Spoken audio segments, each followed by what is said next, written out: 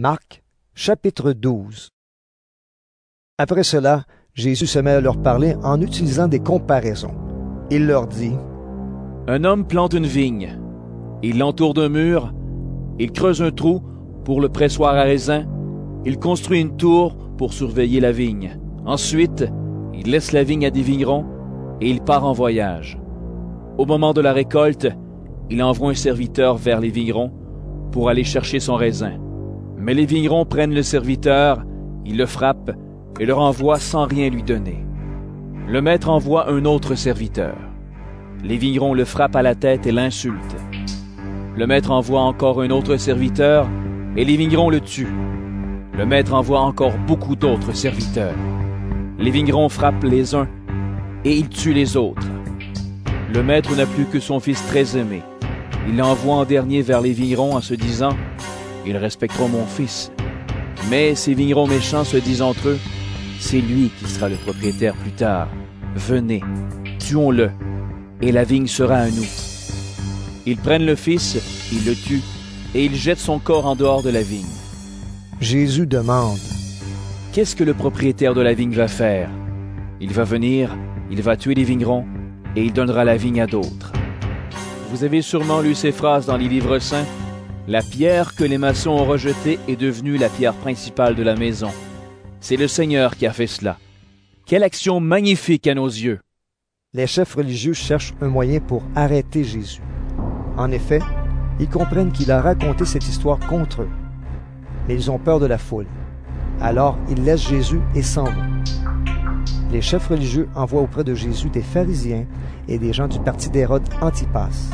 Ils veulent lui tendre un piège en le faisant parler. Ils viennent dire à Jésus: Maître, nous le savons, tu dis la vérité et tu n'as peur de personne.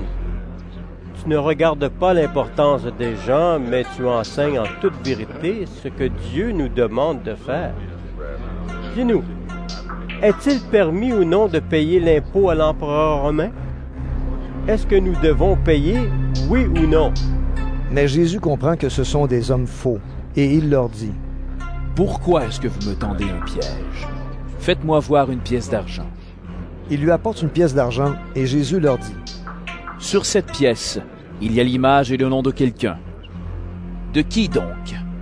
Ils lui répondent: De l'empereur. Alors Jésus leur dit: Rendez à l'empereur ce qui est à l'empereur et rendez à Dieu ce qui est à Dieu. Et ils sont très étonnés par la réponse de Jésus. Quelques Sadducéens s'approchent de Jésus. Les Sadducéens pensent que les morts ne se relèveront pas. Ils interrogent Jésus en lui disant: Maître, Moïse a écrit pour nous dans la loi: Un homme et une femme sont mariés. S'ils n'ont pas d'enfants, et si l'homme meurt, son frère doit se marier avec la veuve. Ainsi, il donnera des enfants au frère qui est mort. Eh bien, supposons ceci. Il y a 7 frères. Le premier se marie, et il meurt sans laisser d'enfants. Le deuxième se marie avec la veuve, et il meurt sans laisser d'enfants. Il arrive la même chose au troisième, et aux autres aussi. Les 7 frères meurent sans laisser d'enfants. Après eux tous, la femme meurt à son tour. Quand les morts se relèveront, elle sera la femme de qui? En effet, chacun des 7 frères a été son mari.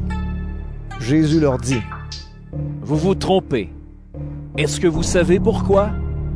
Parce que vous ne connaissez ni les livres saints, ni la puissance de Dieu. Quand les morts se relèveront, les hommes et les femmes ne se marieront pas, mais ils vivront comme les anges auprès de Dieu. Au sujet des gens qui se relèveront, vous avez sûrement lu, dans le livre de Moïse, l'histoire du buisson. C'est là que Dieu a dit à Moïse: Je suis le Dieu d'Abraham, le Dieu d'Isaac et le Dieu de Jacob. Dieu n'est pas le Dieu des morts, mais il est le Dieu des vivants. Donc, vous vous trompez complètement. Un maître de la loi les a entendus discuter. Il voit que Jésus a bien répondu aux Sadducéens. Alors il s'approche de lui et lui demande: Quel est le plus important de tous les commandements? Jésus lui répond: Voici le commandement le plus important.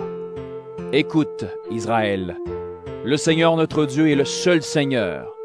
Tu dois aimer le Seigneur ton Dieu de tout ton cœur, de tout ton être, de toute ton intelligence et de toute ta force. Et voici le deuxième commandement. Tu dois aimer ton prochain comme toi-même. Il n'y a pas de commandement plus important que ces deux-là. Le maître de la loi dit à Jésus, « Très bien, maître. Ce que tu as dit est vrai. Le Seigneur est le seul Dieu et il n'y a pas d'autre Dieu que lui. Nous devons l'aimer de tout notre cœur, de toute notre intelligence et de toute notre force. Et nous devons aimer notre prochain comme nous-mêmes. C'est beaucoup mieux que de brûler des animaux pour Dieu et de lui offrir d'autres sacrifices. » Jésus voit que le maître de la loi a répondu de façon intelligente. Alors il lui dit, « Tu n'es pas loin du royaume de Dieu. » Et personne n'ose plus poser de questions à Jésus. Jésus enseigne dans le temple. Il pose cette question. Les maîtres de la loi disent que le Messie est fils de David. Mais comment peuvent-ils dire cela?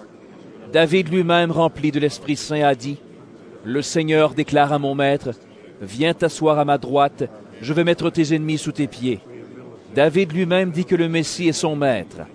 Alors comment le Messie peut-il être aussi fils de David? Une foule nombreuse écoute Jésus avec plaisir.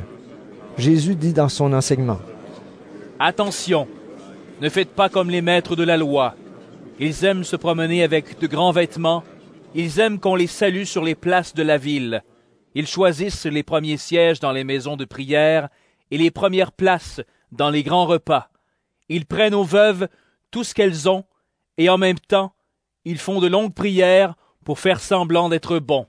À cause de cela, Dieu les punira encore plus que les autres. » Dans le temple, il y a un endroit où les gens donnent de l'argent en offrande. Jésus s'assoit en face et il regarde ce qu'ils font. De nombreux riches mettent beaucoup d'argent. Une veuve pauvre arrive et elle met 2 pièces qui ont très peu de valeur. Alors Jésus appelle ses disciples et leur dit, « Je vous le dis, c'est la vérité. Cette veuve pauvre a donné plus que tous les autres. En effet, tous les autres ont mis de l'argent qu'ils avaient en trop. Mais elle, qui manque de tout, elle a donné tout ce qu'elle possédait, tout ce qu'elle avait pour vivre. »